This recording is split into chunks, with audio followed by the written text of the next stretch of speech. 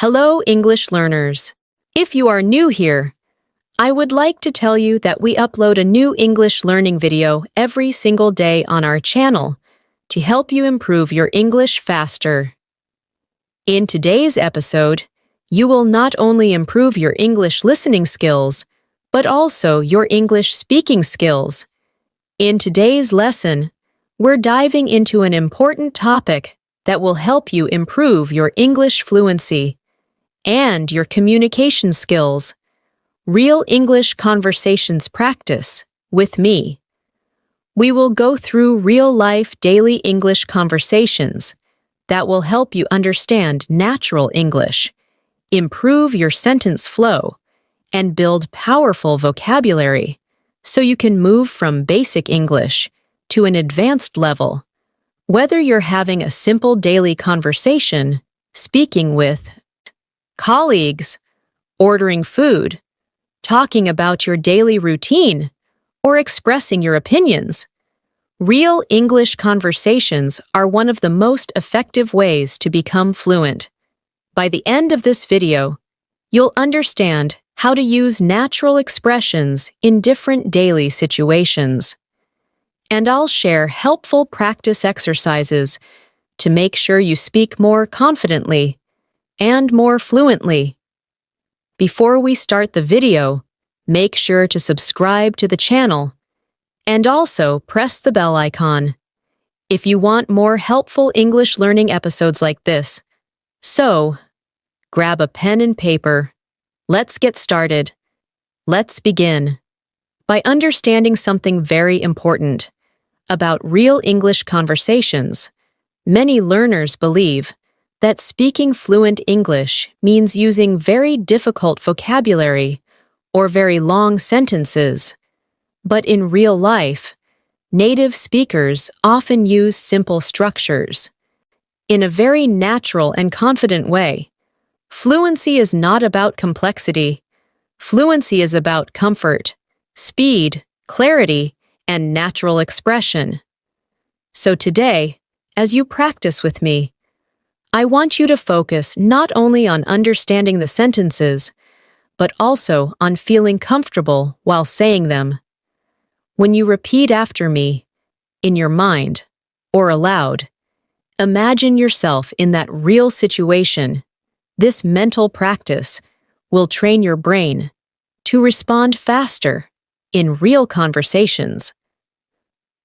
Now, let us start with a very simple daily life situation. Imagine you meet your friend in the morning.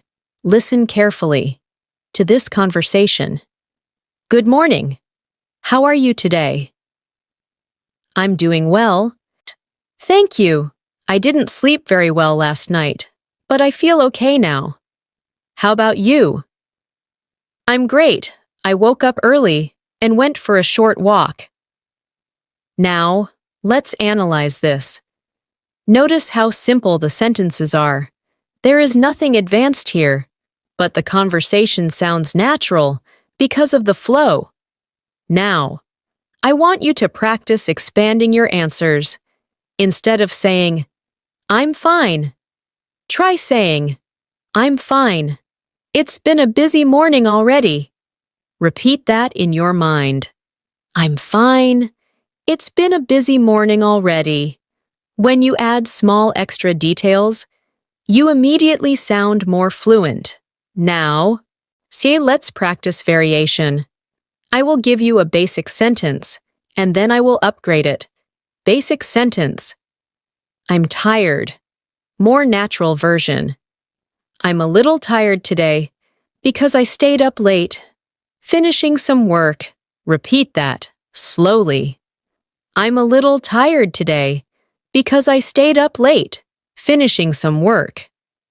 Notice how we use a little to soften the sentence. This makes your English sound more polite and natural. Try another one. Basic sentence. I'm happy. Advanced version. I'm really happy with how things are going lately. Repeat it. I'm really happy with how things are going lately. Good. When you add context, you build vocabulary and fluency at the same time. Now, imagine you're at a coffee shop. The barista asks, "What would you like to order?" A very basic answer would be, "Coffee." But we want to improve that. Try saying, "I'd like a medium cappuccino, please." Or even better, "I'd like a medium cappuccino with almond milk, please." Notice the structure. I'd like. This is more polite than saying, "Give me." Now, let's extend the conversation. The barista says, "Would you like anything else?" You respond, "No, that's all for now. Thank you." Repeat that. "No, that's all for now. Thank you." These small, polite phrases are extremely important in real-life English. Now, let's move to workplace English. Imagine your colleague asks, "Can you help me with this report?" A basic answer would be, "Yes, but let's improve it." "Yes, I'd be happy to help. When do you need it finished?" Repeat that sentence. "Yes, I'd be happy to help. When do you need it finished?" Notice how you not only agree, but also ask a follow-up question. This makes you sound professional and engaged. Now, imagine you are busy. Instead of saying, "I can't," try saying, "I'm a bit tied up at the moment, but I can look at it later this afternoon." Repeat that, slowly. "I'm a bit tied up at the moment, but I can look at it later this afternoon." The phrase, "tied up," is very natural in professional English. Now, let's practice expressing opinions. Many learners struggle with this. Imagine someone asks, "What do you think about this idea?" A weak answer is, "It's good. Let's improve it." "I think it's a great idea because it could save us time and improve efficiency." Repeat that. "I think it's a great idea because it could save us time and improve efficiency." Now, try a more balanced opinion. "I see your point, but I think we should consider other options as well." Repeat that. "I see your point, but I think we should consider other options as well." This structure helps you sound diplomatic and confident. Now, I want you to practice a short conversation with me. Imagine you're talking about your weekend. I say, "How was your weekend?" You respond with more than one sentence. For example, "My weekend was relaxing. I spent time with my family and watched a movie. On Sunday, I cleaned my apartment and prepared for the week." Repeat that whole response, slowly. This is how you build fluency. You connect simple sentences together. Fluency is not magic, it is connection. Let's move to vocabulary building. Instead of always saying, "Very good," try using excellent, fantastic, impressive, or outstanding. Instead of saying, "Very bad," try terrible, awful, disappointing, or unacceptable. Now practice in sentences. "The presentation was excellent." "The service was disappointing." Repeat them. When you replace basic words with slightly stronger vocabulary, your English becomes more advanced, naturally. Now, let's practice daily routine conversation in more detail. Imagine someone asks, "What do you usually do in the morning?" Don't answer with one sentence. Try this. "I usually wake up around 6:30. The first thing I do is check my phone for messages. Then I make coffee and get ready for work. If I have extra time, I read a few pages of a book." Repeat this response, slowly, in your mind. Notice how we use linking words like then and if. These connectors make your speech smooth.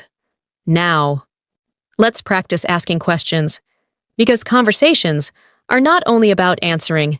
Instead of asking, "You busy?" say, "Are you busy right now?" Instead of saying, "You like it?" say, "Do you like it?" Proper question structure is extremely important. Now, try forming a question. How long have you been working here? Repeat it. How long have you been working here? This present perfect structure is very common in conversations. Now, I want you to imagine you are meeting someone new. You say, "Hi, it's nice to meet you. What do you do for a living?" The other person replies, "I work as a graphic designer." Now, you respond naturally. "That sounds interesting. How did you get into that field?" Repeat that. "That sounds interesting. How did you get into that field?" The phrase, "get into that field," is very natural English. Before we continue further into more advanced daily life conversations and deeper vocabulary practice, remember this important rule: speak in full thoughts. Avoid one-word answers. Add details. Use connectors like because, so, but, however, and although. These words are small, but they create powerful sentences. Now, take a deep breath and imagine yourself in all these situations. The more you visualize, the more confident you will become. Now, we will move into longer real-life conversations, more advanced expressions, emotional vocabulary, and structured practice that will gradually push you from basic to advanced fluency. Now, let's continue by building longer and more natural conversations that you might experience in everyday life. I want you to imagine that you are meeting a friend after a long time. Instead of saying something short like, "Hi, long time," try saying, "Wow, it's been such a long time since we last met. How have you been?" Repeat that slowly. "It's been such a long time since we last met. How have you been?" Notice how we use the present perfect tense here. This tense is extremely common when talking about life experiences and time. Your friend replies, "I've been doing pretty well. Work has been keeping me busy, but I can't complain." Repeat that sentence. Work has been keeping me busy, but I can't complain. The phrase, "I can't complain," does not mean everything is perfect. It simply means things are okay. Now, so you'd respond naturally. Instead of saying, "That's good," try saying, "I'm glad to hear that. What have you been working on recently?" Repeat that. "I'm glad to hear that. What have you been working on recently?" This shows interest and keeps the conversation moving. Now, so let's practice talking about challenges. Your friend says, "Honestly, it's been a bit stressful lately." A weak response would be, "Oh, but let's improve it." Say, "I'm sorry to hear that. Do you want to talk about it?" Repeat that slowly. "I'm sorry to hear that. Do you want to talk about it?" This makes you sound empathetic and emotionally intelligent. Emotional vocabulary is very important. If you want to sound advanced in English, let's expand emotional expressions. Instead of always saying, "I'm sad," try saying, "I'm feeling a little overwhelmed." "I'm a bit frustrated." "I'm emotionally drained." Repeat each one slowly. "I'm feeling a little overwhelmed." "I'm a bit frustrated." "I'm emotionally drained." These phrases are commonly used in real conversations. They make your English richer and more expressive. Now, imagine a situation where you're solving a problem. You are at a store, and something is wrong with your purchase. Instead of saying, "This is wrong," try saying, "I think there might be a mistake with my order." Repeat that. "I think there might be a mistake with my order." This is polite and indirect, which is very common in English-speaking cultures. If the problem continues, you could say, "Could you please check it again?" Repeat it. "Could you please check it again?" Politeness makes you sound confident, not weak. Now, let's move into a slightly more advanced conversation at work. Your manager says, "We need to improve our results this quarter." Instead of responding with something basic like, "Okay," try saying, "I agree. I think we should focus on improving communication within the team and setting clearer goals." Repeat that sentence. Slowly. "I agree. I think we should focus on improving communication within the team and setting clearer goals." Notice how you provide a solution. Advanced speakers do not just agree, they contribute. Let's practice disagreeing politely. Imagine someone says, "This plan will definitely work." Instead of saying, "No, it won't," try saying, "I'm not entirely convinced. I think we should evaluate the potential risks first." Repeat that. "I'm not entirely convinced. I think we should evaluate the potential risks first." The phrase, "I'm not entirely convinced," is very natural and professional. Now, let's build a longer daily life conversation about making plans. I say, "Are you free this weekend?" You respond, "I think so. I don't have anything planned yet." What do you have in mind? Repeat that entire response. "I think so. I don't have anything planned yet." What do you have in mind? Notice how you give information and then ask a question. This keeps the conversation balanced. Now, imagine your friend suggests going hiking. Instead of saying, "Okay," try saying, "That sounds like a great idea. I've been wanting to spend more time outdoors." Repeat that. "That sounds like a great idea. I've been wanting to spend more time outdoors." The phrase, "I've been wanting to," shows an ongoing desire. It sounds natural and fluent.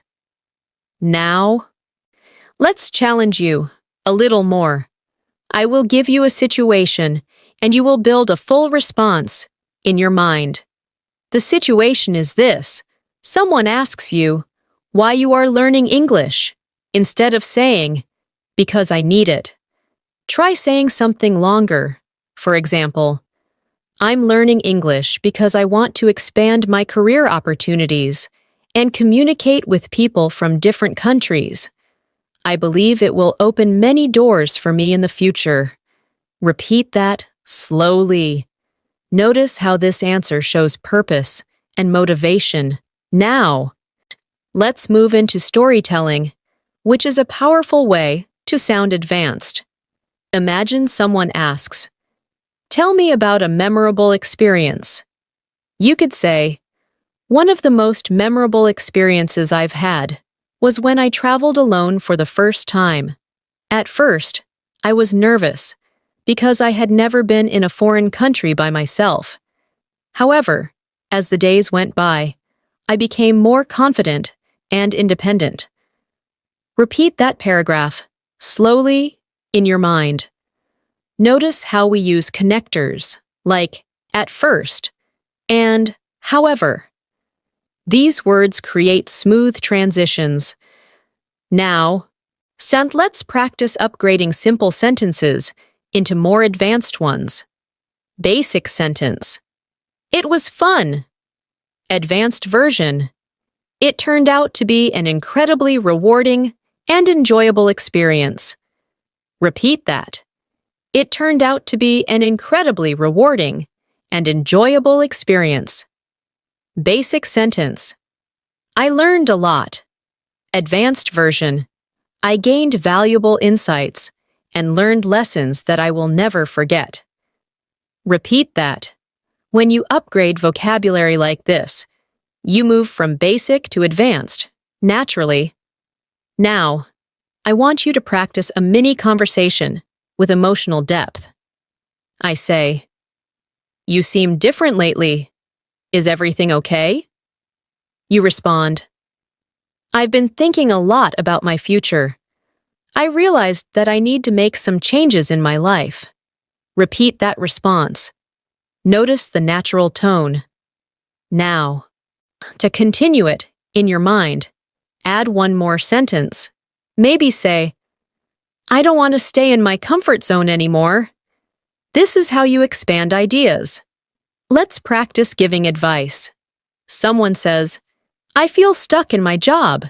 Instead of saying, "Quit," try saying, "Maybe you should consider exploring new opportunities or developing new skills to increase your confidence." Repeat that, slowly. Maybe you should consider exploring new opportunities or developing new skills to increase your confidence. Advice in English is often given gently, using maybe or you might want to. Now, let's talk about advanced vocabulary for daily conversations. Instead of important, try crucial or essential. Instead of problem, try challenge or issue. Instead of help, try assist or support. Now, practice using them in sentences. It's crucial that we finish this project on time. We're facing a few challenges, but we'll manage. I really appreciate your support. Repeat each sentence, slowly. Now, imagine you are in a job interview. The interviewer asks, "What are your strengths?" Instead of saying, "I work hard," say, "One of my strengths is my ability to stay focused under pressure and adapt to changing situations." Repeat that. One of my strengths is my ability to stay focused under pressure and adapt to changing situations. That sounds advanced and confident. Now, let's practice fluency through longer connected speech. Imagine describing your typical weekday in detail. On a typical weekday, I wake up around 7 in the morning. After getting ready, I have a quick breakfast while checking the news.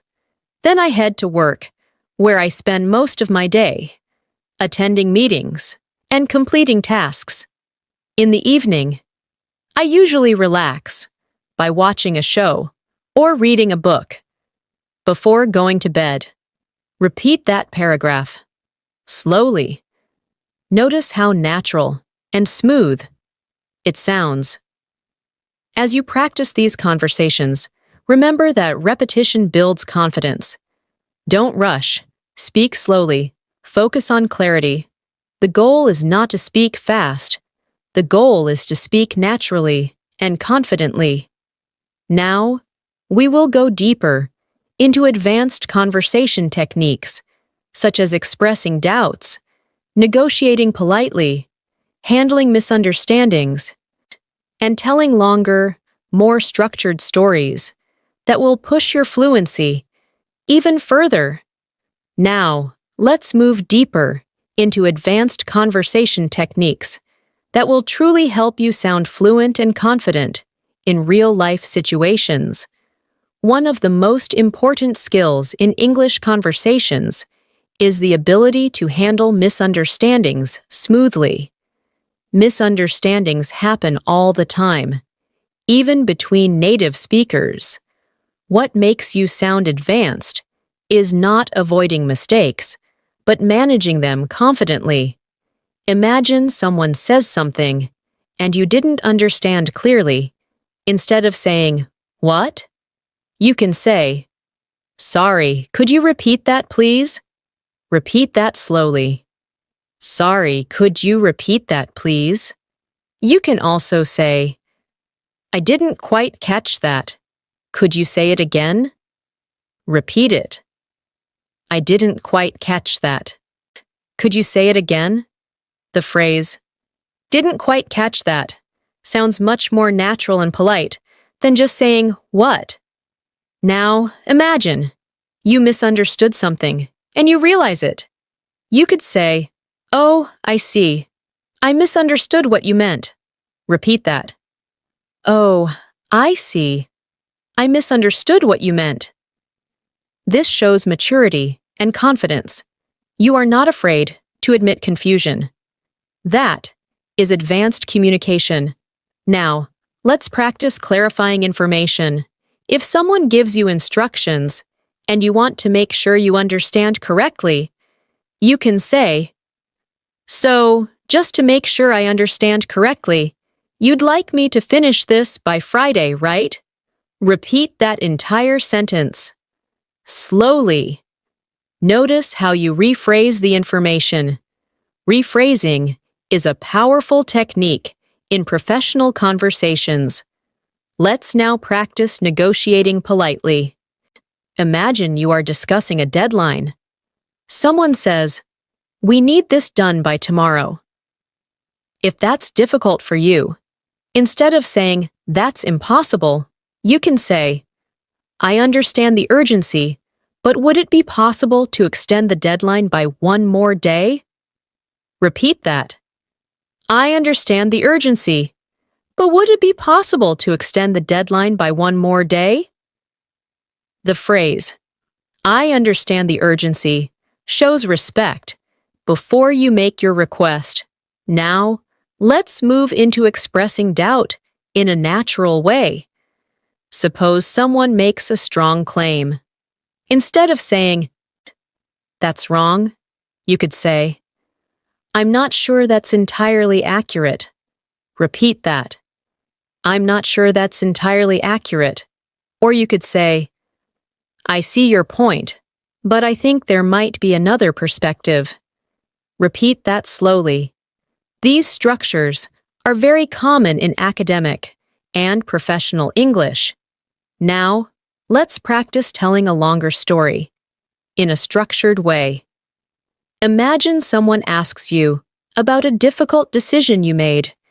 You could say, "A few years ago, I had to decide whether to stay in my current job or look for a new opportunity.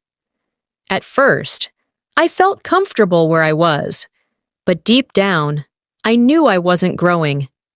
After thinking about it carefully, I decided to take the risk and apply for new positions. Said it was a challenging period, but in the end, it helped me grow both personally and professionally." Repeat this paragraph slowly in your mind. Notice how we structure the story with a beginning, middle, and end. Now, let's practice conversation in a social situation, like a dinner party. Someone says, "What have you been up to lately?" Instead of saying, "Nothing much," try saying, "I've been focusing on improving my skills and spending more time on personal projects. It's been quite productive." Repeat that. "I've been focusing on improving my skills and spending more time on personal projects." The phrase, "What have you been up to?" is very common in spoken English, so make sure you understand it and use it naturally. Let's now build your vocabulary for describing personality. Instead of saying, "He's nice," you could say, "He's incredibly thoughtful and easy to talk to." Repeat that. Instead of saying, "She's smart," try saying, "She's highly intelligent and very insightful." Repeat that. Describing people in a detailed way helps you sound more advanced. Now, imagine you are expressing gratitude. Instead of saying, "Thanks for your help," try saying, "I really appreciate you taking the time to help me. It means a lot." Repeat that slowly. "I really appreciate you taking the time to help me. It means a lot." Gratitude phrases make conversations warmer and more meaningful. Let's practice giving constructive feedback. Imagine you are reviewing someone's work. Instead of saying, "This is bad," try saying, "I think this is a good start, but there are a few areas that could be improved." Repeat that sentence. "I think this is a good start, but there are a few areas that could be improved." This structure is extremely useful in professional communication. Now, I want you to practice expanding your answers again. I will ask a question, and you imagine answering in 3 to 5 sentences. The question is, what motivates you? Instead of saying success, try saying, "What motivates me is the desire to improve myself and achieve my goals. I enjoy learning new skills and challenging myself. Seeing progress, even small progress, gives me a sense of satisfaction." Repeat that entire response slowly. Notice the rhythm of your speech. Now, let's practice expressing future plans in a more advanced way. Instead of saying, "I will travel," say, "I'm planning to travel abroad next year to gain new experiences and broaden my perspective." Repeat that. "I'm planning to travel abroad next year to gain new experiences and broaden my perspective." The phrase, "broaden my perspective," is very natural and advanced. Let's move into handling disagreements in personal conversations. Imagine a friend says, "I think money is the most important thing in life." Instead of reacting emotionally, you can say, "I understand why you feel that way, but I personally believe that relationships and health are just as important." Repeat that. "I understand why you feel that way, but I personally believe." This structure allows you to disagree respectfully. Now, let's practice reacting to good news. Someone says, "I just got promoted." Instead of saying, "Good," say, "That's fantastic news. You really deserve it after all your hard work." Repeat that. "That's fantastic news. You really deserve it." Notice how this sounds enthusiastic and natural. Now, imagine someone shares bad news. They say, "I didn't get the job." Instead of saying, "Okay," try saying, "I'm really sorry to hear that. Don't give up. I'm sure another opportunity will come your way." Repeat that slowly. Encouraging phrases are powerful in real conversations. Now, let's practice linking ideas smoothly. Instead of saying short, separate sentences like, "I was tired, I finished the work," "I went home," try connecting them. "Although I was exhausted, I finished the work and then headed home." Repeat that. "Although I was exhausted, I finished the work and then headed home." Words like although, however, therefore, and meanwhile add sophistication to your speech. Let's challenge you with a longer spontaneous response. Imagine someone asks, "What are your long-term goals?" You could say, "In the long term, I hope to build a stable career that allows me to grow professionally while maintaining a healthy work-life balance. I also want to continue developing my communication skills and expanding my knowledge." Repeat that entire answer slowly. Feel the flow of the sentences. Now, take a moment to reflect. Notice how your responses are becoming longer and more structured. That is the transformation from basic to advanced English. It does not happen in one day, but with consistent practice, your brain begins to think in English instead of translating from your native language. Now, we will practice even longer real-life conversation scenarios, including travel situations, problem-solving discussions, deeper emotional conversations, and advanced vocabulary integration that will continue pushing your fluency forward, step by step. Now, let's move into real-life travel conversations.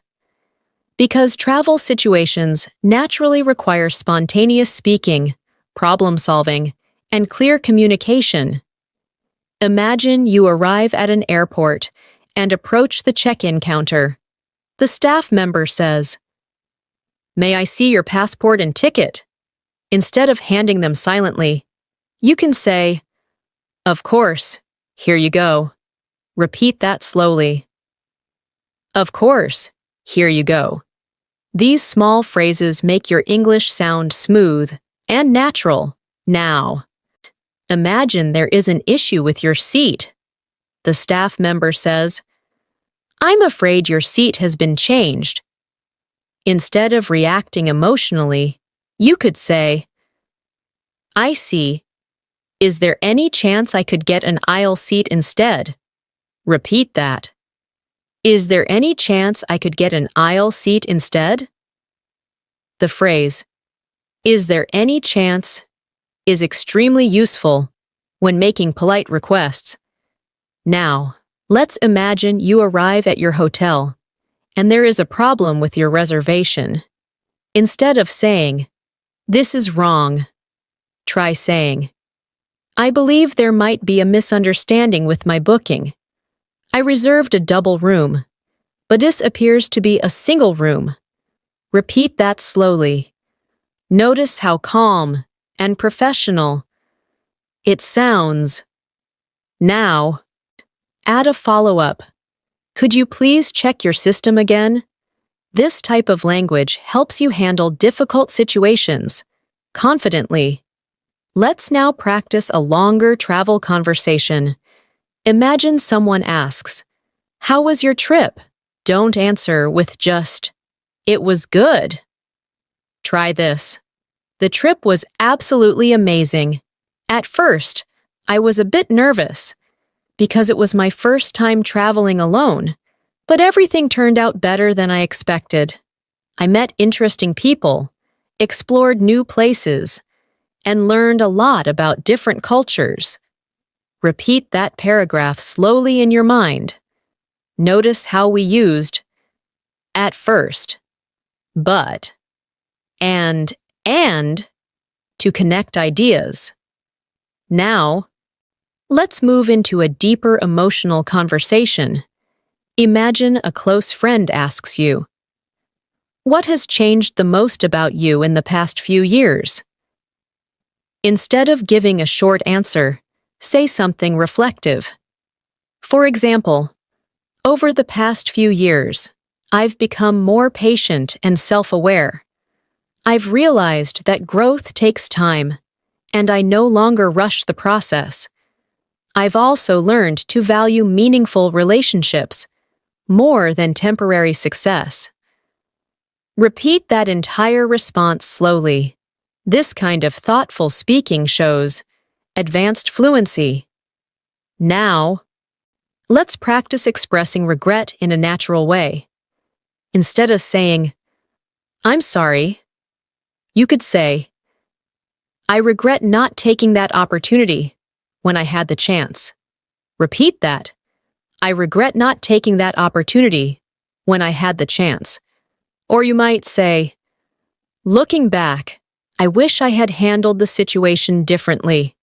Repeat that slowly. These structures are common in reflective conversations. Now, let's practice problem-solving discussions. Imagine you are part of a team, facing a challenge. Someone says, "We're losing customers." Instead of reacting passively, try saying, Perhaps we should analyze customer feedback more carefully and identify the main areas of dissatisfaction. Repeat that sentence slowly. Perhaps we should analyze customer feedback more carefully. The word perhaps softens your suggestion and sounds professional. Now, let's challenge your vocabulary further. Instead of very tired, say completely exhausted. Instead of very surprised, say absolutely astonished. Instead of very important, say extremely significant. Now, practice them in sentences. I was completely exhausted after the meeting. I was absolutely astonished by the results. This decision is extremely significant for our future. Repeat each one, clearly. Let's now practice reacting in spontaneous conversations. Imagine someone suddenly asks, "If you could change one thing about your life, what would it be?" Instead of panicking, take a second and respond with structure. If I could change one thing, I would focus more on taking risks earlier in my life. I think stepping out of my comfort zone sooner would have helped me grow faster. Repeat that response slowly. Notice how you use "if I could." This conditional structure is very powerful. Now, let's move into a situation involving conflict resolution. Imagine a colleague says, "I feel like you didn't listen to my idea." Instead of becoming defensive, try saying, "I'm sorry if it seemed that way. That wasn't my intention. I truly value your input, and I'd like to hear more about your idea." Repeat that carefully. This shows emotional intelligence and advanced communication skills. Now, I want you to practice describing experiences in detail. Imagine you are talking about a challenging day. Yesterday was particularly demanding. I had multiple deadlines to meet, and unexpected problems kept appearing throughout the day. However, despite the pressure, I managed to complete everything on time. Repeat that slowly. The word despite is a strong connector that elevates your speech. Let's practice persuasion now. Imagine you are convincing someone to join you in a project. Instead of saying, "It's good," say, "I truly believe this project has great potential, and your skills would make a significant difference." Repeat that sentence slowly. Persuasive language requires confidence and clarity. Now, let's build a longer conversation about personal growth. Someone asks, "What have you learned from your failures?" You could respond, "I've learned that failure is not the end, but rather a stepping stone toward improvement. Every mistake has taught me something valuable, whether it's resilience, patience, or adaptability." Repeat that entire answer slowly. Notice how philosophical vocabulary makes your speech richer. Now, let's integrate everything into a longer flowing response. Imagine someone asks, "How do you handle stress?" Instead of saying, "I relax," try saying, "When I feel stressed, I try to take a step back and analyze the situation calmly.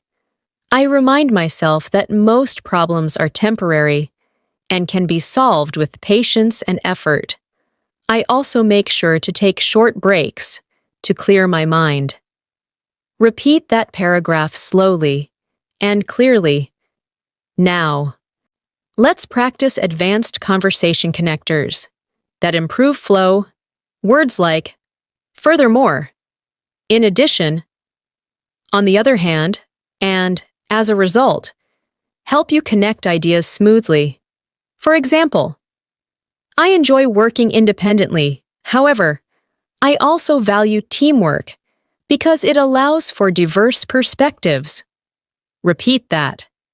I enjoy working independently. However, I also value teamwork. This contrast structure is very common in advanced English. Now, imagine you are explaining a complex idea. Someone asks, "Why is communication important?" You could respond, "Communication is essential because it builds understanding and prevents misunderstandings. Without clear communication, even simple tasks can become complicated." Furthermore, effective communication strengthens relationships, both personally and professionally. Repeat that slowly. Notice the structured explanation. Now, I take a moment and feel your progress. You are no longer responding with one or two words. You are expressing complete ideas, emotions, and opinions with clarity. This is how you move from basic to advanced English. Now, we will continue with even more dynamic real-life conversations, including financial discussions, health-related conversations, advanced storytelling, and deeper vocabulary expansion that will stretch your fluency to an even higher level. Now, let's continue by practicing conversations related to money and financial discussions, because this is an area where many learners feel uncomfortable due to vocabulary limitations. Imagine a friend asks you, "Are you saving money for anything specific?" Instead of answering, "Yes," try saying, "Yes, I'm currently saving up for a long vacation and also trying to build an emergency fund." Repeat that slowly. I'm currently saving up for a long vacation and also trying to build an emergency fund. The phrase "saving up for" is very natural in everyday English. Now, imagine someone asks, "How do you manage your expenses?"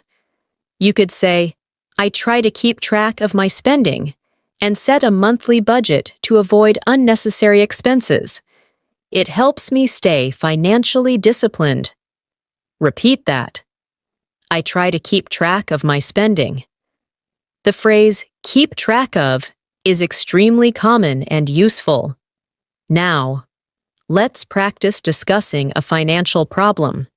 Imagine you say, "So, I've been struggling to balance my expenses lately because unexpected bills keep coming up." Repeat that sentence slowly. Notice how we use "struggling to balance" instead of simply saying, "I have a problem." Now, imagine someone gives advice.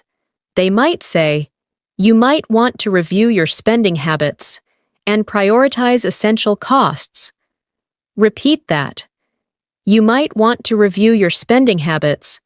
This is polite advice language again. Now, let's move into health-related conversations. Imagine someone asks, "How have you been feeling recently?"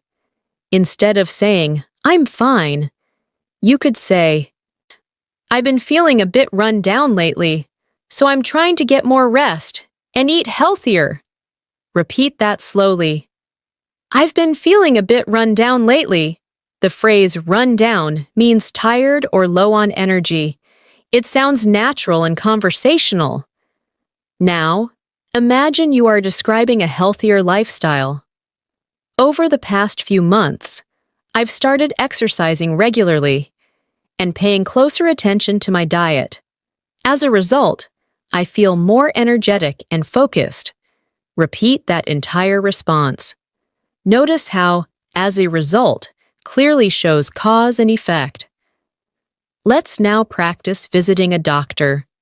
Instead of saying, "I'm sick," you could say, "I've been experiencing persistent headaches and mild dizziness for the past few days." Repeat that slowly. I've been experiencing persistent headaches. The word persistent makes your vocabulary more advanced. Now, imagine the doctor asks, "Have you been under a lot of stress?" You respond, "Yes. Work has been quite demanding lately, and I haven't had much time to relax." Repeat that sentence carefully. Now, let's move into a deeper conversation about life priorities. Imagine someone asks, "What matters most to you right now?" Instead of answering briefly, try this. "At this stage of my life, personal growth and meaningful relationships matter most to me. While career success is important, I believe balance and inner peace are equally essential." Repeat that paragraph slowly. Notice the contrast between while and equally. Now, let's practice discussing technology, because this is a common topic in daily life. Imagine someone says, "Technology is making life easier." Instead of agreeing simply, you could say, "I agree that technology has simplified many aspects of our lives. However, it has also created new challenges, especially regarding privacy and mental health." Repeat that slowly. The word regarding sounds more advanced than about. Now, imagine someone asks you about social media. You might say, "I try to limit my time on social media because it can be distracting. Nevertheless, it's a useful tool for staying connected with friends and colleagues." Repeat that. Nevertheless is a strong connector that improves your fluency. Now, let's move into advanced storytelling again. Imagine someone asks you about a turning point in your life. You could say, "While one significant turning point in my life occurred when I decided to step outside my comfort zone and pursue a new career path. Although it was risky, the experience taught me resilience and adaptability."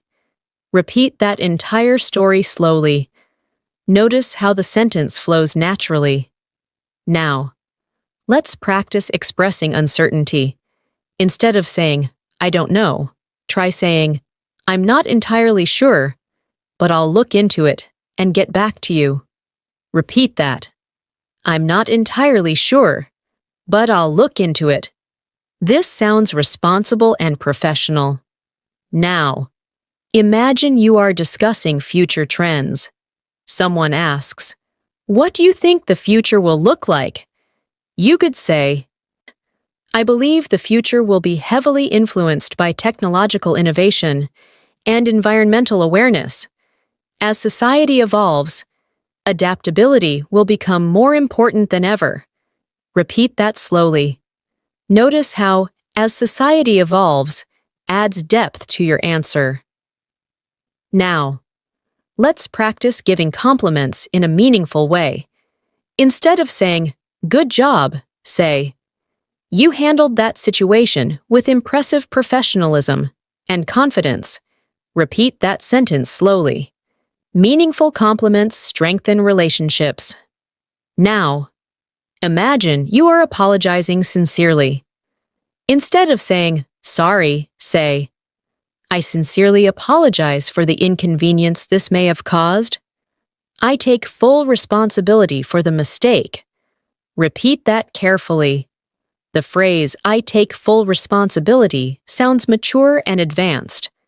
Now, let's practice discussing goals again, but with more detail. Imagine someone asks, "Where do you see yourself in 5 years?" Instead of giving a simple answer, try this. "In 5 years, I see myself in a position where I can contribute meaningfully to my field while continuing to grow both personally and professionally. I hope to have developed stronger leadership skills and a broader global perspective." Repeat that entire answer slowly. Now, let's move into a spontaneous debate-style conversation. Someone says, "Success is only measured by money." You could respond, "While financial stability is certainly important, I believe success should also be measured by happiness, fulfillment, and the positive impact we have on others." Repeat that slowly. Notice the structure. While, I believe. Now, let's practice describing a challenging relationship. We had different expectations, which eventually led to misunderstandings. However, through honest communication, we managed to resolve our differences. Repeat that carefully. The phrase "eventually led to" is very useful in storytelling. Now, I want you to imagine a full-flowing conversation where you combine many of these skills. Someone asks, "What has been your biggest challenge recently?" You could say, "One of my biggest challenges recently has been managing my time effectively. With multiple responsibilities competing for my attention, it hasn't always been easy to stay organized. However, I've started prioritizing tasks more carefully, and that has made a noticeable difference." Repeat that whole response slowly and clearly. Notice something important. Your answers are now structured, balanced, and thoughtful. You are not just reacting. You are expressing complete ideas with connectors, advanced vocabulary, and emotional depth.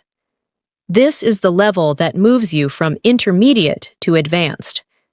Now, we will continue with even more complex real-life conversation simulations, including leadership discussions, deeper emotional reflection, persuasive communication, and highly advanced vocabulary that will stretch your speaking ability even further.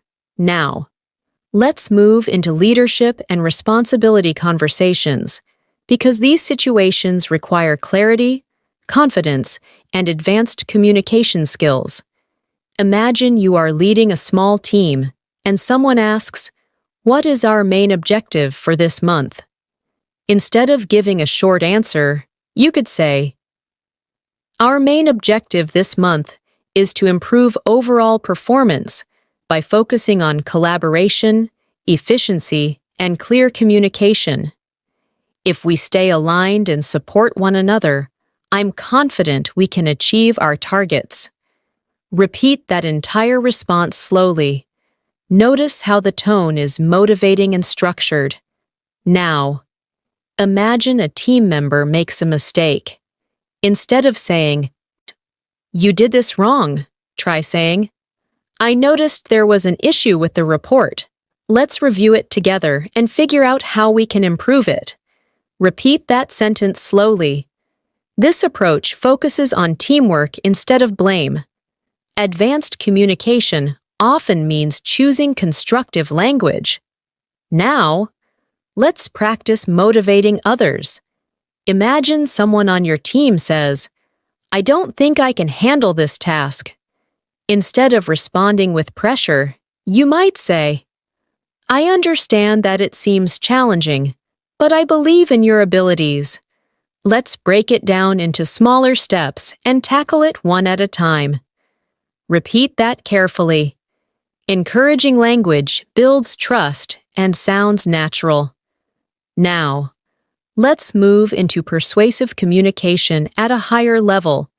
Imagine you are presenting an idea to a group. Instead of saying, "This idea is good," try saying, "This proposal has strong potential because it addresses our current challenges while opening doors for future growth." By implementing this strategy, we can create long-term benefits. Repeat that entire paragraph slowly. Persuasive speech uses confident vocabulary like potential, strategy, and long-term benefits. Now, imagine someone challenges your idea. They say, "I'm not sure this will work." Instead of reacting defensively, try saying, "I appreciate your concern. Could you share what specifically worries you so we can address it together? Repeat that sentence. This response invites collaboration and shows maturity. Now, let's move into deeper emotional reflection conversations. Imagine someone asks you, "What is something you're proud of?" Instead of saying, "See, my job," try saying, "One thing I'm truly proud of is my personal growth over the past few years. I've learned to face difficulties with resilience and to remain calm under pressure." Repeat that slowly. Notice how reflective vocabulary elevates your speech. Now, let's practice vulnerability in conversation. Imagine you say, "There was a time when I doubted myself and questioned my abilities. However, through consistent effort and support from others, I gradually rebuilt my confidence." Repeat that entire paragraph slowly. Vulnerability combined with confidence sounds powerful. Now, let's move into advanced persuasive discussion about habits. Someone says, "It's hard to change habits." Instead of agreeing simply, you might say, "Changing habits can certainly be difficult. However, with patience, consistency, and self-awareness, it becomes achievable. Small improvements over time often lead to significant transformation." Repeat that carefully. The word transformation sounds more advanced than change. Now, let's practice responding to criticism in a mature way. Imagine someone says, "I think your presentation lacked clarity." Instead of feeling attacked, you could respond, "Thank you for your feedback. I'll work on organizing my points more clearly next time." Repeat that sentence slowly. The ability to accept feedback gracefully is an advanced communication skill. Now, let's practice describing abstract ideas. Imagine someone asks, "What does success mean to you?" You could say, "To me, success is not merely about achievements or recognition. It's about growth, balance, and making a meaningful contribution to others." Repeat that slowly. Notice how "not merely about" sounds sophisticated. Now, let's move into a situation where you need to calm someone down. Imagine a colleague says, "Everything is falling apart." Instead of agreeing emotionally, try saying, "Let's take a moment to assess the situation calmly. We may be facing challenges, but they're not impossible to overcome." Repeat that sentence carefully. Calm language creates stability in conversations. Now, let's practice discussing long-term vision. Someone asks, "What kind of impact do you want to make?" You might say, "I hope to make a positive impact by inspiring others to pursue their goals with determination and integrity. Even small actions can create meaningful change over time." Repeat that entire response slowly. The word integrity adds depth to your vocabulary. Now, let's challenge you with a longer, spontaneous answer. Imagine someone asks, "What have you learned about communication?" You could respond, "I've learned that communication is not only about expressing ideas clearly, but also about listening actively and understanding different perspectives. When people feel heard and respected, conversations become more productive and meaningful." Repeat that whole paragraph slowly and clearly. Now, let's integrate emotional intelligence into a conversation. Imagine a friend says, "I feel like I'm not progressing in life." Instead of dismissing their feelings, try saying, "It's completely normal to feel that way sometimes. Progress isn't always visible immediately, but consistent effort eventually leads to growth." Repeat that carefully. Encouraging yet realistic language makes you sound mature. Now, let's practice describing personal values. Instead of saying, I value honesty, say, I place a high value on honesty and transparency because they build trust and strengthen relationships. Repeat that slowly. The phrase, place a high value on, is more advanced than simply value. Now, imagine you are in a deep conversation about life lessons. Someone asks, what advice would you give your younger self? Instead of answering briefly, try this. If I could give advice to my younger self, so I would encourage patience and self-belief. I would remind myself that setbacks are temporary and that persistence ultimately leads to success. Repeat that entire paragraph slowly. Now, let's practice structured argument in discussion. Someone says, hard work is more important than talent. You could respond, while talent can provide an initial advantage, I believe consistent hard work and discipline ultimately determine long-term success. Repeat that carefully. Notice the balance in your answer. Now, take a moment and reflect again. Your sentences are becoming longer, more structured, and emotionally intelligent. You are expressing ideas with clarity, balance, and confidence. This is advanced fluency developing step by step. Now, we will move into highly advanced conversation simulations, including philosophical discussions, complex problem-solving dialogue, storytelling with emotional layering, and high-level vocabulary integration that will stretch your English to an even more sophisticated level. Now, let's move into highly advanced conversation simulations that require deeper thinking, layered storytelling, and sophisticated vocabulary. At this level, fluency is not only about grammar or vocabulary, it is about clarity of thought, emotional awareness, and structured expression. I want you to imagine that you are part of a meaningful discussion about life, purpose, and identity. Imagine someone asks you, do you think people can truly change? Instead of giving a simple yes or no answer, try responding with depth. You could say, I believe people are capable of change, but it requires genuine self-awareness and consistent effort. Change doesn't usually happen overnight. It's a gradual process, shaped by experiences, reflection, and sometimes adversity. Repeat that entire response slowly. Notice the flow and balance. Words like genuine, gradual, and adversity elevate your vocabulary. Now, I'll imagine the conversation continues. Someone says, what role does failure play in personal development?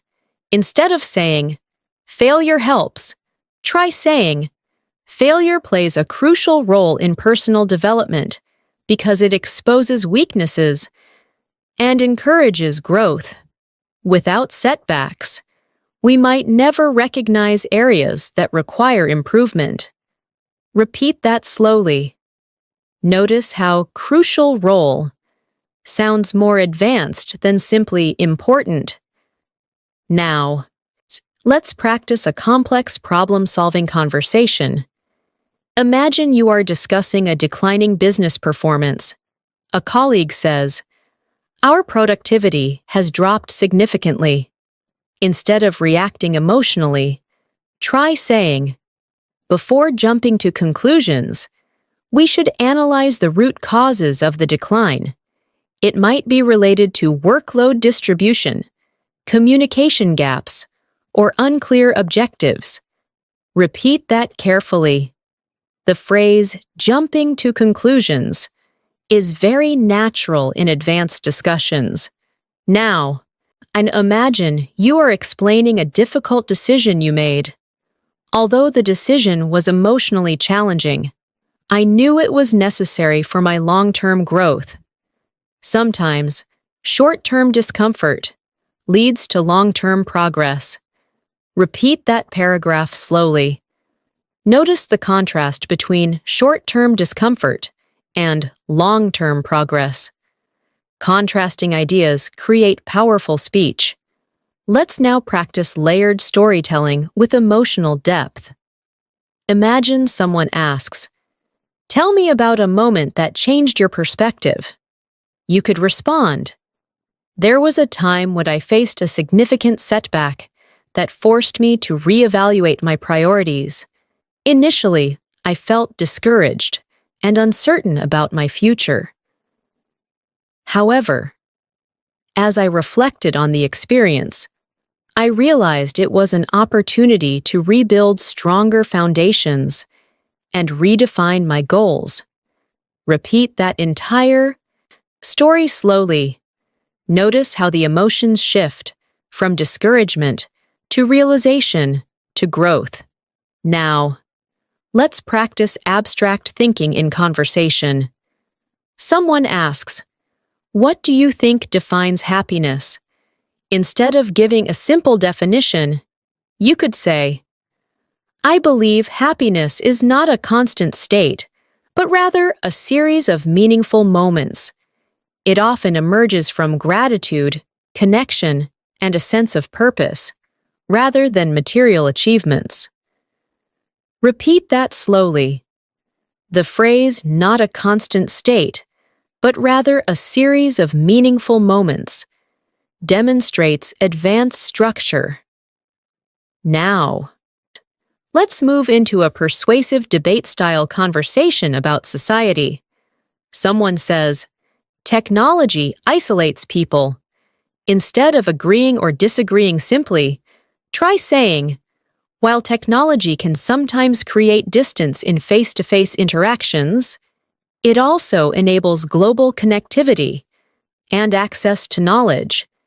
The impact ultimately depends on how responsibly we use it." Repeat that carefully. Notice how you acknowledge both sides before presenting your conclusion. Now, let's practice handling emotionally sensitive topics. Imagine someone says, "I feel like I'm not good enough." Instead of dismissing their feelings, you might respond, "It's natural to feel inadequate at times, especially when we compare ourselves to others. However, growth often begins when we recognize our own unique strengths and continue improving step by step." Repeat that entire response slowly. Words like inadequate and recognize deepen your vocabulary. Now, so imagine you are reflecting on time and life decisions. Someone asks, "Do you regret anything?" You could respond thoughtfully, "I try not to dwell on regret, because every decision, whether right or wrong, has contributed to who I am today. Instead of focusing on what I could have done differently, I concentrate on applying those lessons moving forward." Repeat that slowly. Notice the phrase, "dwell on regret." That is natural and expressive. Now, let's practice advanced analytical language. Imagine you are discussing climate change. Instead of saying, "It's a big problem," try saying, "Climate change presents complex global challenges that require collaborative efforts, long-term planning, and sustainable innovation." Repeat that carefully. Words like collaborative, sustainable, and innovation are often used in high-level discussions. Now, imagine you are giving a structured argument about education. Someone says, "Education should focus only on academic subjects." You could respond, "While academic knowledge is essential, education should also nurture creativity, critical thinking, and emotional intelligence to prepare individuals for real-world challenges." Repeat that slowly. Notice how balanced and clear your answer sounds. Now, let's integrate emotional layering into storytelling again. Imagine describing a difficult conversation you had. At first, the discussion was tense and uncomfortable. I struggled to express my feelings clearly. However, once we both began listening with empathy, the atmosphere shifted, and we found common ground. Repeat that entire paragraph slowly. The word empathy is very powerful in advanced conversations. Now, let's practice high-level vocabulary substitution. Instead of big change, say profound transformation. Instead of hard decision, say complex dilemma. Instead of very different, say fundamentally distinct. Now, you'll use them in sentences. The experience led to a profound transformation in my mindset. I was faced with a complex dilemma. Their perspectives are fundamentally distinct. Repeat each sentence clearly. Now, imagine someone asks, "How do you define resilience?" You could respond, "Resilience is the ability to recover from adversity while maintaining hope and determination. It involves adapting to challenges without losing one's sense of purpose." Repeat that slowly. Notice how precise the definition sounds. Now, let's practice synthesizing ideas in a long response. Someone asks, "What does personal growth require?" You might say, "Personal growth requires self-reflection, discipline, and a willingness to confront uncomfortable truths. It also demands patience, because meaningful progress rarely happens instantly. Over time, consistent effort shapes character and builds confidence." Repeat that entire paragraph slowly and clearly. Now, unpause and reflect again. Your language is now layered, thoughtful, and analytical. You are using complex structures naturally. This is no longer basic conversation. This is high-level communication that can function in academic, professional, and philosophical discussions. Now, we will continue expanding with advanced scenario-based dialogue, spontaneous argument construction, storytelling with even greater nuance, and integrated vocabulary mastery that will continue strengthening your fluency toward complete confidence. Now, let's continue by moving into even more nuanced and spontaneous conversation scenarios where you must think clearly, organize ideas quickly, and respond with confidence. At this level, you are not just speaking English, you are shaping thoughts in English. That shift is what transforms fluency from mechanical to natural. Imagine you are part of a discussion about work-life balance.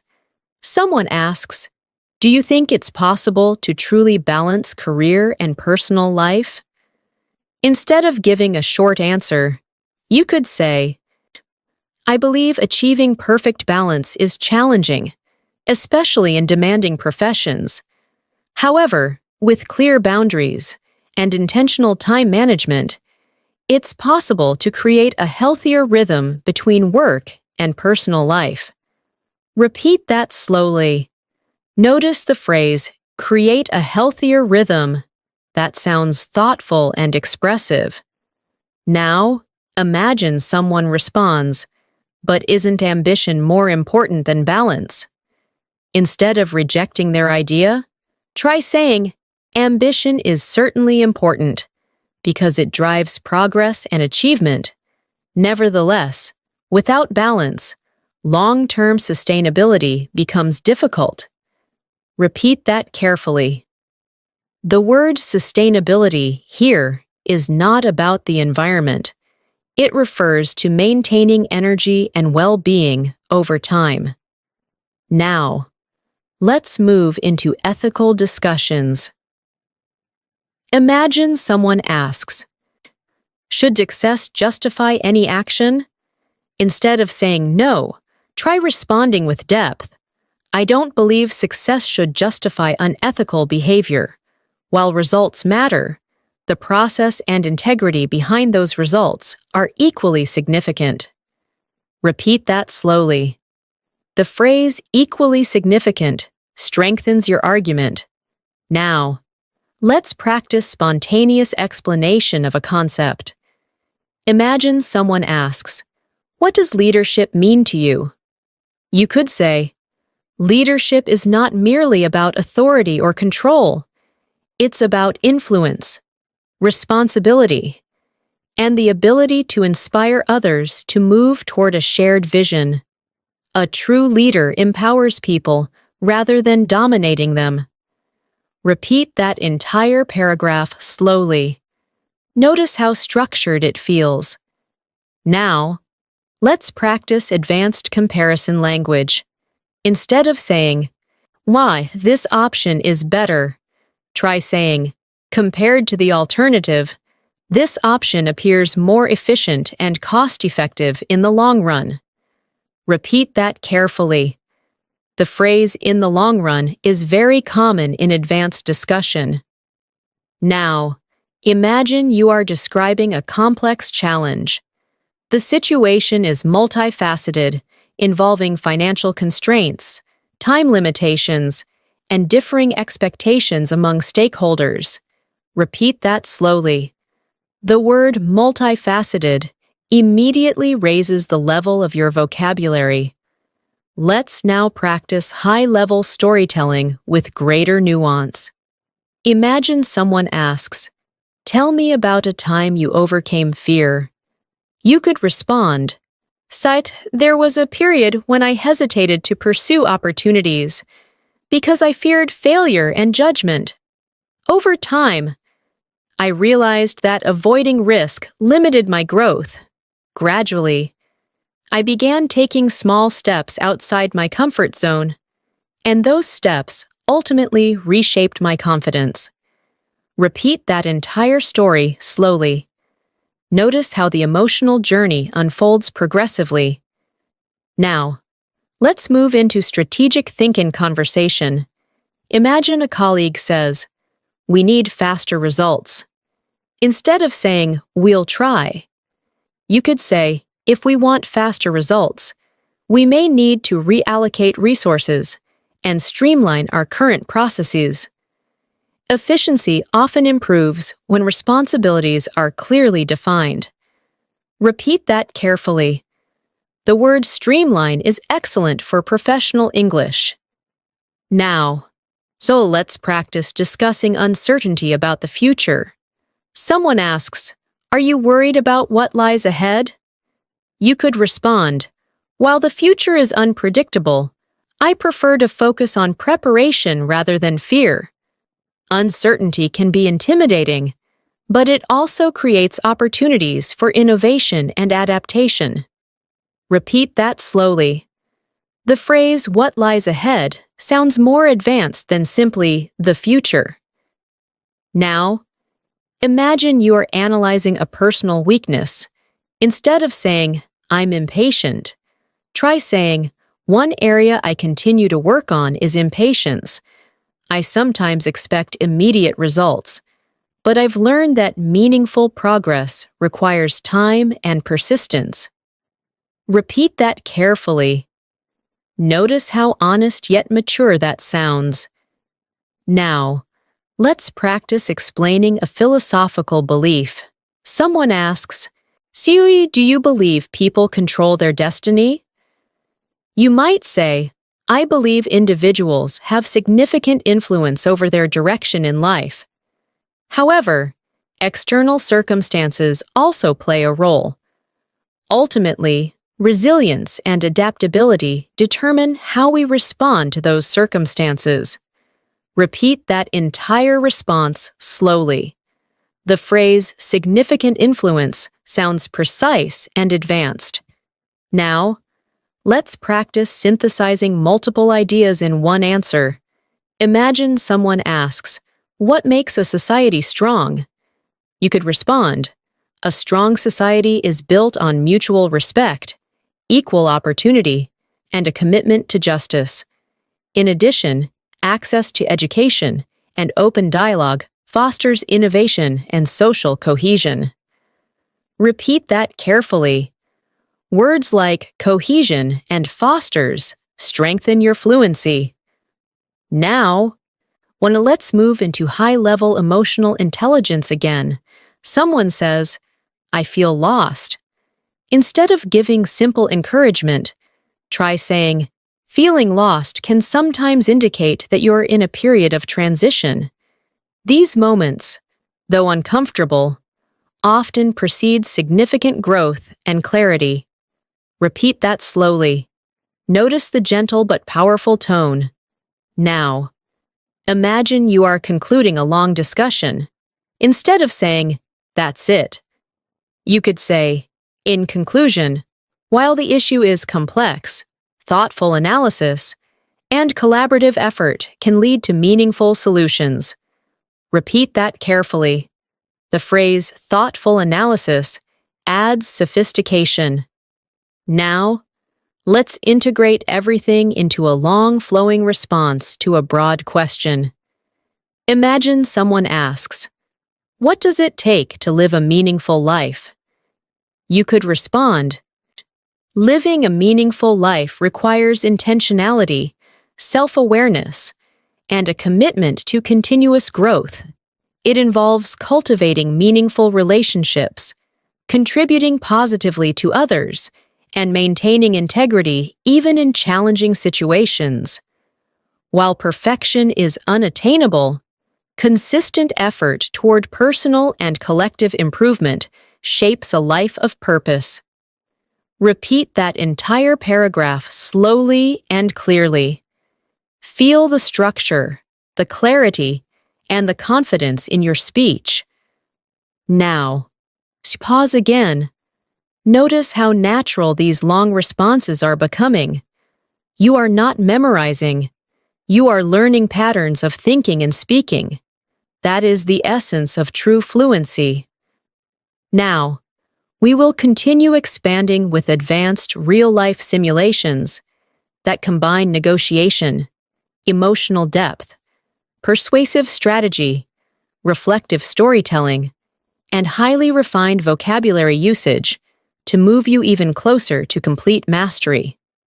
Now, let's continue by combining negotiation, emotional awareness, persuasion, and reflective storytelling into more realistic and dynamic conversations. At this level, your goal is not only to speak clearly, but to influence, understand, and respond with precision. True fluency means you can navigate complex conversations without feeling lost. Imagine you are negotiating a job offer. The employer says, this is the salary we can offer. Instead of immediately accepting or rejecting it, you could say, thank you for the offer. I truly appreciate the opportunity. Based on my experience and the responsibilities of this role, I was hoping for a slightly higher range. Is there room for discussion? Repeat that entire response slowly. Notice how respectful and confident it sounds. The phrase, is there room for discussion, is extremely useful in negotiations. Now, imagine the employer responds, our budget is limited. Instead of reacting negatively, you might say, I understand budget constraints can be challenging. In that case, would it be possible to discuss additional benefits or professional development opportunities? Repeat that carefully. This shows flexibility and strategic thinking. Now, let's move into conflict resolution in personal relationships. Imagine someone says, you never listened to me. Instead of defending yourself immediately, try saying, I'm sorry you feel that way. That wasn't my intention. I'd really like to understand your perspective better. Repeat that slowly. The phrase, "I'd really like to understand your perspective," shifts the conversation from blame to understanding. Now, imagine a deeper emotional conversation. A friend says, "I'm afraid of failing again." Instead of giving simple reassurance, you could say, "Fear of failure is natural, especially after disappointment. However, each setback provides insight that can guide future success. The key is to learn rather than withdraw." Repeat that entire response slowly. Notice how the word withdraw adds emotional nuance. Let's now practice persuasive strategy in a team discussion. Someone says, "Why should we invest in this new idea?" Instead of saying, "Because it's good," try saying, "Investing in this idea positions us ahead of our competitors and demonstrates our commitment to innovation. While there are risks involved, the potential rewards outweigh the initial challenges." Repeat that carefully. Notice the balanced structure between risk and reward. Now, imagine you are asked to mediate between two people who disagree. Instead of taking sides, you could say, "Both of you raise valid points. Perhaps we can identify common ground and build a solution that incorporates elements from both perspectives." Repeat that slowly. The phrase, "identify common ground," is extremely valuable in advanced communication. Now, let's move into reflective storytelling with even more nuance. Imagine someone asks, "Xiao, what was your biggest internal struggle?" You could respond, "For a long time, I struggled with self-doubt. Outwardly, everything appeared stable, but internally, I questioned whether I was capable of achieving my ambitions. Over time, through persistence and small victories, that doubt gradually transformed into confidence." Repeat that entire story slowly. Notice how the contrast between outward stability and internal doubt creates depth. Now, let's practice explaining a complex social issue. Someone asks, "Why is equality important?" Instead of saying, because it's fair," try saying, "Equality is essential because it ensures individuals have access to opportunities regardless of background. When fairness becomes systemic, societies thrive through diversity and shared progress." Repeat that slowly. Words like systemic and diversity elevate your language. Now, imagine someone challenges your viewpoint strongly. They say, "You're wrong about that."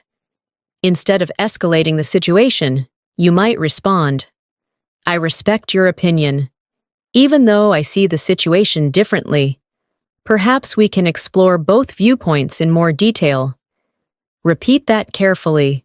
The phrase, "explore both viewpoints," keeps the conversation constructive. Now, let's practice articulating long-term vision again, but with more strategic language.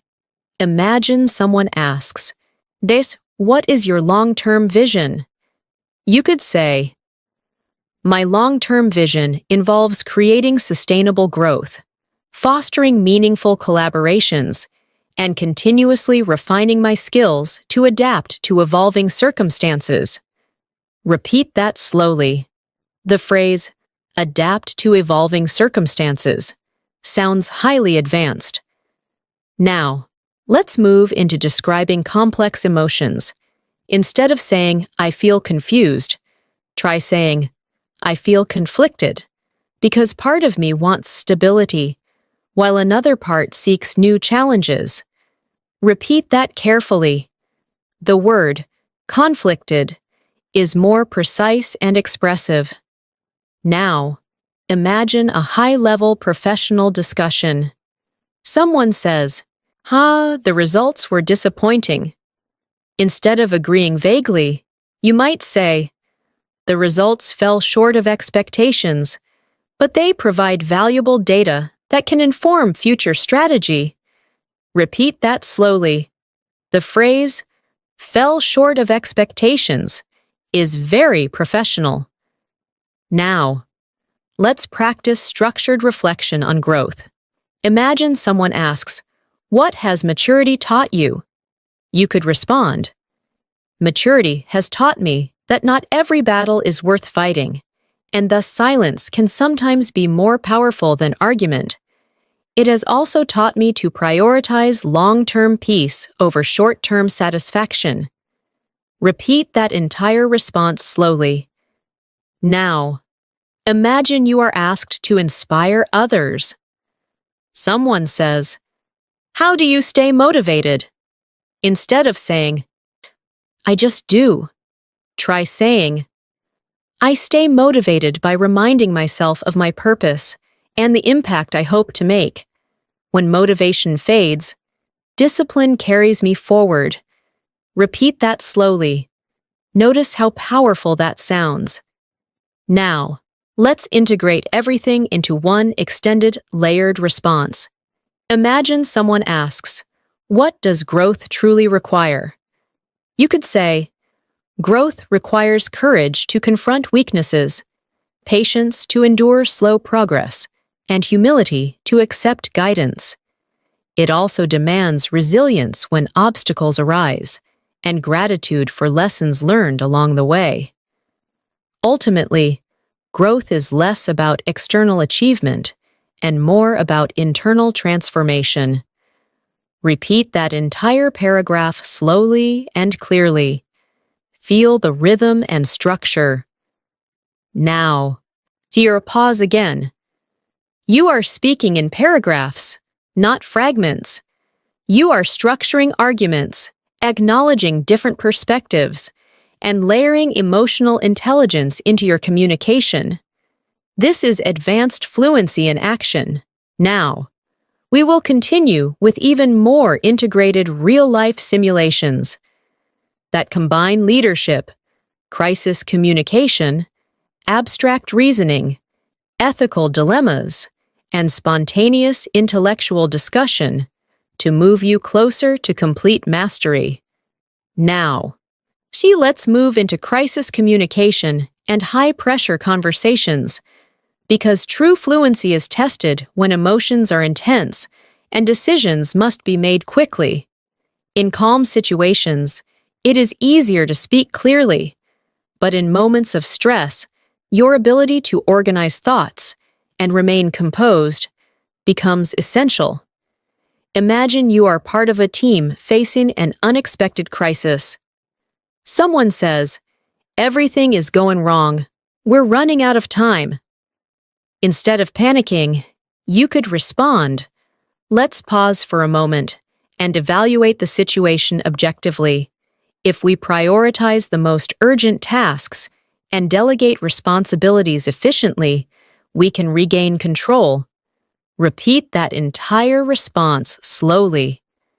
Notice how calm and structured it sounds. Words like evaluate, prioritize, and delegate are powerful in professional contexts.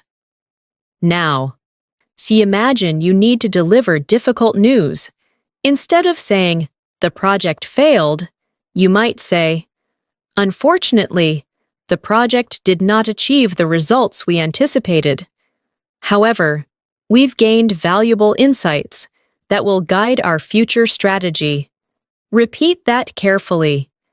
This language acknowledges disappointment while maintaining optimism and professionalism. Now, let's practice handling ethical dilemmas in conversation. Imagine someone asks, "Would you compromise your values for success?" Instead of answering quickly, try saying, "I believe compromising core values may lead to short-term gains, but it often results in long-term consequences. Integrity builds trust, and trust is difficult to restore once lost. Repeat that slowly. Notice the contrast between short-term and long-term. Now, imagine you are mediating a serious disagreement. One person says, "This was entirely your fault." Instead of escalating the situation, you could say, "Assigning blame may not solve the issue." Instead, let's focus on identifying what went wrong and how we can prevent it in the future. Repeat that carefully. The phrase "assigning blame may not solve the issue" keeps the discussion constructive. Now, let's move into abstract reasoning and intellectual discussion. Someone asks, "Is progress always positive?" Instead of saying yes or no, you could respond, "Progress often brings innovation and improvement. However, it can also introduce unforeseen consequences. The key lies in responsible implementation and thoughtful reflection." Repeat that slowly. Notice how balanced the argument feels. Now, imagine someone challenges your reasoning. They say, "That's unrealistic." Instead of becoming defensive, you might respond, "It may seem ambitious, but many transformative ideas initially appeared unrealistic." Progress frequently begins with bold thinking. Repeat that carefully. The phrase "transformative ideas" strengthens your vocabulary. Now, let's practice describing complex systems. Instead of saying, "The economy is complicated," try saying, "The economy operates as an interconnected system, influenced by global markets, consumer behavior, and governmental policies." Repeat that slowly. Words like interconnected and influenced add sophistication. Now, imagine you are reflecting on resilience during hardship. Someone asks, "How did you stay strong during that difficult period?" You could say, "I focused on what I could control rather than what I couldn't. By maintaining perspective and seeking support from others, I gradually rebuilt my stability." Repeat that entire response slowly. The phrase "maintaining perspective" is very natural and mature. Now, let's practice crisis reassurance. Imagine someone says, "I think everything is falling apart." Instead of dismissing their fear, try saying, "It may feel overwhelming right now, but crises often reveal strengths we didn't know we had." Let's approach this step by step. Repeat that carefully. Notice how calm reassurance builds trust. Now, let's move into philosophical exploration of responsibility. Someone asks, "Do individuals have a duty to improve society?" You could respond, "While individuals cannot solve every societal issue alone, collective responsibility begins with personal accountability. Small actions, when multiplied across communities, create significant impact." Repeat that slowly. The phrase "collective responsibility begins with personal accountability" sounds strong and advanced. Now, imagine a spontaneous intellectual discussion about artificial intelligence. Someone says, "I will replace human creativity." Instead of reacting emotionally, you might say, "Artificial intelligence may automate certain processes, but human creativity involves emotional nuance and ethical reasoning that extend beyond algorithms." Repeat that carefully. Notice the word nuance. It signals high-level vocabulary. Now, let's practice layered persuasion again. Imagine you are advocating for mental health awareness. Instead of saying, "Mental health is important," try saying, "Prioritizing mental health strengthens not only individual well-being, but also organizational productivity and societal resilience." Repeat that slowly. Words like resilience and organizational productivity elevate your fluency. Now, imagine you are concluding a crisis meeting. Instead of saying, "Let's try harder," you could say, "Although the situation is challenging, I'm confident that through collaboration, transparency, and strategic planning, we can navigate these difficulties successfully." Repeat that carefully. Notice the confidence and clarity. Now, let's practice describing personal transformation in a mature way. Imagine someone asks, "Oh, what shaped your character the most?" You might respond, "Adversity shaped my character more than success ever could. Facing setbacks forced me to develop patience, humility, and resilience that comfort alone would never have cultivated." Repeat that entire response slowly. The contrast between adversity and comfort adds emotional power. Now, let's integrate ethical reasoning, emotional intelligence, and strategic thinking into one extended answer. Imagine someone asks, "What defines true leadership during a crisis?" You could say, "True leadership during a crisis requires composure, transparency, and decisive action. It demands empathy toward those affected and the courage to make difficult choices. Above all, it involves maintaining integrity while guiding others through uncertainty." Repeat that entire paragraph slowly and clearly.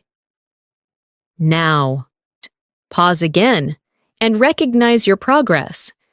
You are navigating intellectual discussions, ethical dilemmas, crisis communication, and philosophical reasoning with structured clarity. Your vocabulary is refined, your tone is balanced, and your ideas are layered. This is advanced mastery taking shape.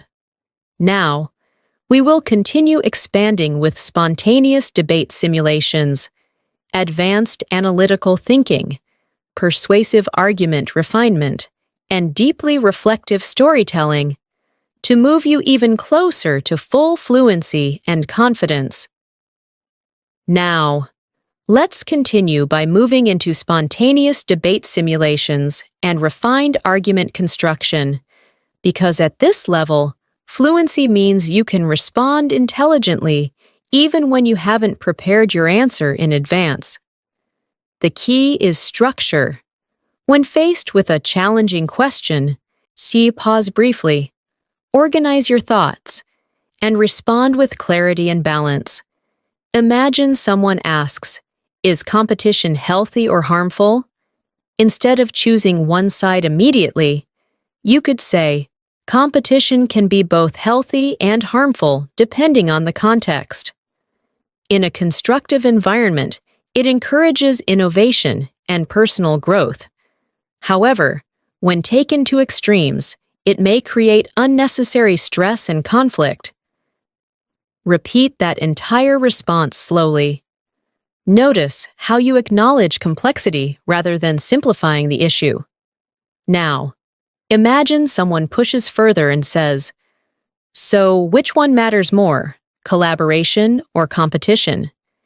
Instead of hesitating, try responding with structure. While competition can motivate individuals to perform at their best, collaboration often produces more sustainable and inclusive outcomes. In my view, a balanced combination of both is ideal. Repeat that carefully. The phrase "sustainable and inclusive outcomes" adds sophistication. Now, let's practice analyzing personal priorities in a debate. Imagine someone asks, "Is financial success more important than personal happiness?" Instead of answering emotionally, you could say, "Financial stability provides security and opportunity. However, without personal fulfillment, success can feel empty. Ultimately, happiness and purpose give meaning to achievement." Repeat that slowly. Notice the contrast between security and fulfillment. Now, let's move into advanced analytical thinking. Imagine someone asks, "Why do conflicts arise between people?" You could respond, "Conflicts often arise from miscommunication, unmet expectations, or differing values. When individuals fail to listen actively, misunderstandings escalate. Clear dialogue and empathy can significantly reduce tension." Repeat that carefully. Words like escalate and dialogue strengthen your fluency. Now, imagine you are asked to defend an unpopular opinion. Someone says, "Taking risks is irresponsible." Instead of reacting defensively, you might say, "Taking risks can appear irresponsible if they lack preparation." However, calculated risks often lead to innovation and progress. The distinction lies in thoughtful planning versus reckless behavior. Repeat that entire response slowly. Notice how the phrase calculated risks sounds precise and advanced. Now, let's practice deeply reflective storytelling with emotional layering and intellectual clarity. Imagine someone asks, "What has failure taught you about yourself?" You could say, "Failure has taught me that my limitations are often self-imposed. When I confronted setbacks, I realized that resilience is not about avoiding pain, but about learning from it. Each obstacle revealed strengths I hadn't previously recognized." Repeat that paragraph slowly. Feel the rhythm of the ideas building on each other. Now, let's move into refined persuasion in a professional context. Imagine you are presenting a long-term strategy to senior leadership. Instead of saying, "This will help," try saying, "This strategy aligns with our long-term objectives and positions us for sustainable growth. By investing resources strategically now, we can mitigate future risks and strengthen our competitive advantage." Repeat that carefully. Notice how structured and strategic that sounds. Now, imagine someone questions your approach. They say, "That sounds too optimistic." Instead of feeling discouraged, you could respond, "Optimism does not eliminate risk. It simply reflects confidence in preparation and adaptability." With thorough analysis and flexible planning, we can navigate uncertainties effectively. Repeat that slowly. The word navigate is powerful in advanced communication. Now, let's practice abstract reasoning again. Imagine someone asks, "What defines wisdom?" Instead of giving a short definition, try responding with depth. Wisdom is not merely the accumulation of knowledge, but the ability to apply experience with discernment and humility. It involves recognizing complexity rather than seeking simple answers. Repeat that entire response slowly. The word discernment elevates your vocabulary. Now, imagine you are discussing long-term societal change. Someone asks, "Can individuals truly make a difference?" You could say, "While systemic change often requires collective effort, individual actions serve as catalysts for broader transformation. History demonstrates that sustained impact frequently begins with a single voice." Repeat that carefully. Notice how powerful "catalysts for broader transformation" sounds. Now, let's practice advanced emotional intelligence in a high-level conversation. Someone says, "I feel overwhelmed by expectations." Instead of minimizing their feelings, you might respond, "High expectations can create pressure, but they can also signal potential. The challenge lies in setting realistic boundaries while striving for growth." Repeat that slowly. The phrase setting realistic boundaries is highly useful in personal development conversations.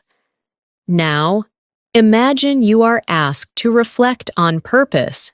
Someone says, "How do you find meaning in daily life?"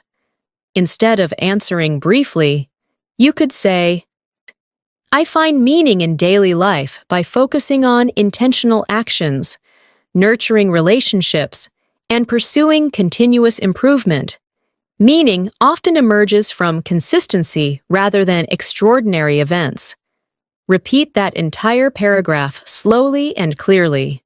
Now, let's integrate complex reasoning, persuasion, and emotional awareness into one extended, advanced response. Imagine someone asks, "What is the greatest challenge facing modern society?" You might say, "One of the greatest challenges facing modern society is balancing rapid technological advancement with ethical responsibility. While innovation drives progress, it also demands careful regulation and thoughtful dialogue to prevent unintended consequences. Sustainable solutions require collaboration across disciplines and cultures." Repeat that entire answer slowly. Notice how structured and global your thinking sounds. Now, pause again and reflect on how far your speech has evolved. You are constructing layered arguments, balancing perspectives, integrating advanced vocabulary, and maintaining emotional intelligence. Your responses are no longer reactive. They are deliberate and composed. Now, we will consolidate everything through extended high-level conversation simulations, powerful closing reflections, and integrated fluency practice that will help you internalize this advanced level of English permanently. Now, let's bring everything together through extended, integrated conversation practice where you combine structure, emotional intelligence, persuasion, reflection, and analytical clarity naturally. At this stage, your goal is not simply to respond correctly, but to respond thoughtfully, confidently, and with depth. Imagine you are sitting in a discussion circle where someone asks, "What does it mean to truly understand someone?" Instead of offering a quick answer, you could say, "To truly understand someone requires more than hearing their words. It involves listening to their intentions, observing their emotions, and recognizing the experiences that shape their perspective. Genuine understanding demands patience and empathy." Repeat that entire response slowly. Notice how layered it feels. Now, imagine the conversation evolves. Someone says, "But isn't it impossible to fully understand another person?" You could respond, "Complete understanding may indeed be impossible because each individual carries unique experiences. However, making the effort to understand fosters connection and mutual respect." Repeat that carefully. The phrase "fosters connection" adds refinement.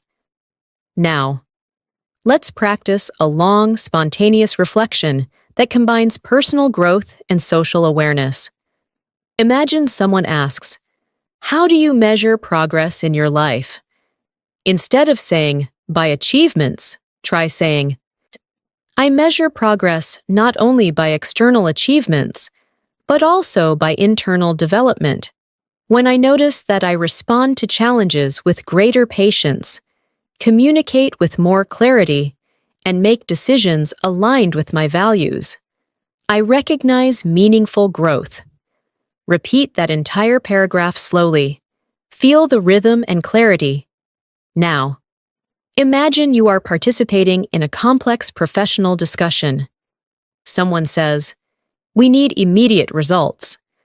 Instead of reacting impulsively, you might say, "While immediate results are desirable, sustainable success often requires strategic planning and careful execution." Rushing without preparation may produce short-term gains, but long-term instability. Repeat that carefully. Notice how you balance urgency with caution. Now, let's practice intellectual humility in conversation. Imagine someone presents an argument you hadn't considered. Instead of resisting, you could say, "That's an insightful perspective. I hadn't considered that angle before. Let me reflect on it further." Repeat that slowly. The phrase, "I hadn't considered that angle," shows openness and maturity. Now, imagine you are reflecting on resilience once more, but with greater depth. Someone asks, "What kept you moving forward during your most difficult time?" You could respond, "During my most difficult period, what kept me moving forward was the belief that adversity is temporary. I reminded myself that even the most intense storms eventually pass," leaving space for renewal and clarity. Repeat that entire response slowly. Notice how metaphor strengthens your language. Now, let's practice synthesizing multiple ideas into one comprehensive answer. Imagine someone asks, "What defines a meaningful conversation?" You could say, "A meaningful conversation is defined by authenticity, mutual respect, and the willingness to engage beyond superficial topics. It requires active listening, thoughtful responses, and the courage to express vulnerability." Repeat that carefully. The structure is balanced and complete. Now, imagine a high-level debate about ambition and contentment. Someone asks, "Should we always strive for more?" Instead of choosing extremes, you could say, "Striving for improvement fuels growth and innovation. However, constant dissatisfaction can undermine peace.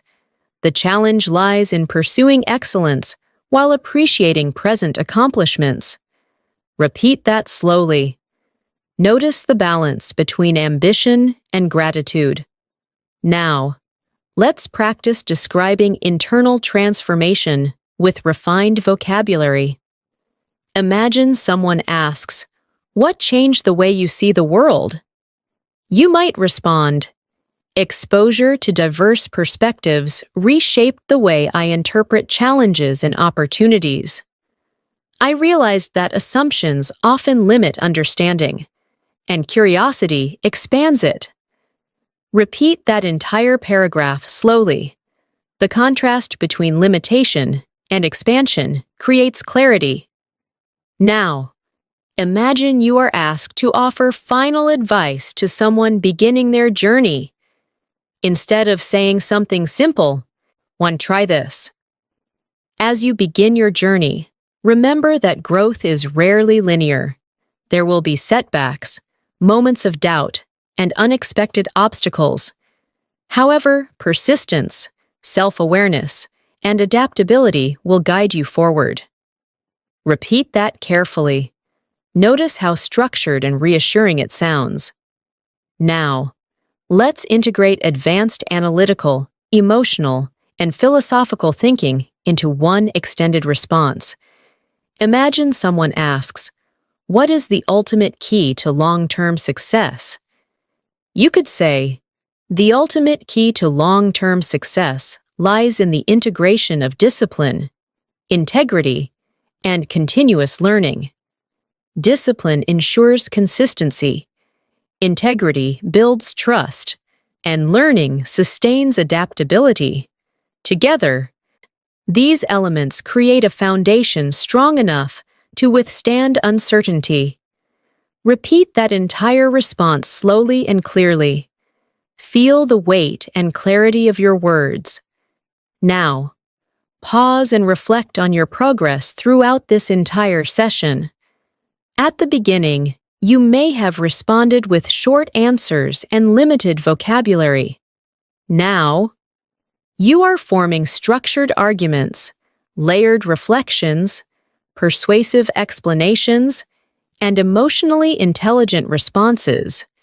You are acknowledging complexity, balancing perspectives, and articulating ideas with confidence. To strengthen this level permanently, continue practicing in full paragraphs. When someone asks you a question, avoid one-word replies. Add context, add reasoning, add examples. Use connectors such as however, while, therefore, and ultimately. Replace simple words with precise vocabulary when appropriate. Most importantly, think before you speak and allow your thoughts to form naturally in English. Fluency is not about perfection. It is about clarity, confidence, and connection. When you communicate clearly, listen actively, and respond thoughtfully, your English naturally rises from basic to advanced. Keep practicing, keep reflecting, and keep expanding your vocabulary through real conversations. Every discussion, whether simple or complex, becomes an opportunity to grow. Thank you so much for staying with me throughout this entire practice session.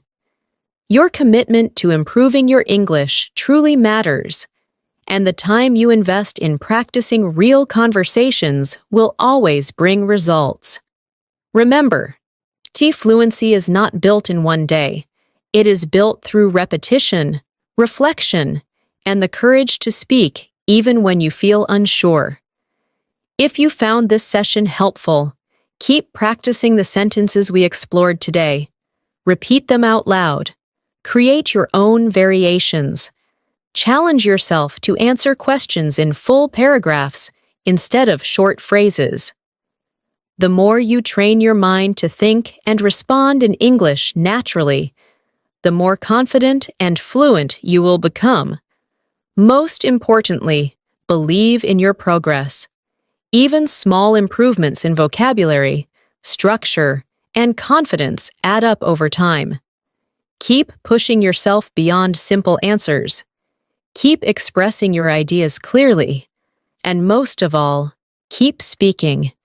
I'm proud of the effort you're making, and I'll see you in the next lesson.